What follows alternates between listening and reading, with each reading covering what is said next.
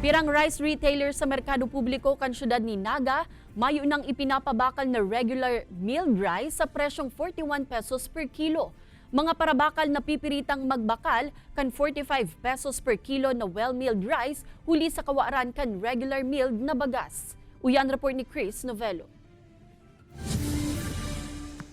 Mabibilang na sanaan mga rice retailers sa Naga City People's Mall na maitinitindang regular milled rice na nagkakantidad 41 pesos per kilo. Susog sa monitoring kan Market Enterprise and Promotions Office o MEPO, haros pirang altaw na subot tindang naobserbahan na may nang ipinapabakal na 41 pesos per kilo na regular milled rice base sa EO number 39 ni Presidente Bongbong Marcos.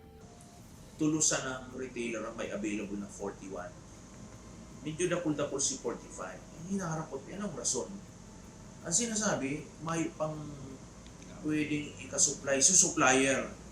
Segunda sa mga supplier, nagpupuon pa sa aranihan kaya may pang may supply nin bagas na pwedeng ibaba sa 41 pesos per kilo. Yung mga kayang firming na ubos tulos, yung pinakababa. Ang supply sa moya, tiga rano sa naman, tiga baranga-banga. Pagkatapos lang po kampanya Pransya, mayo man po kaya talaga nag-aabot na apang 41 May. Ngunyan nga ni, naghahalat kami na may mag-abot mayo pa. Kaya ang pira mga parabakal, no choice subuot, asin napipilitan magbakal nin 45 pesos per kilo na well-milled rice na magabat subuot sa bulsa. Nagtsatsaga kami sa mahal ta, may makita mga ginibo.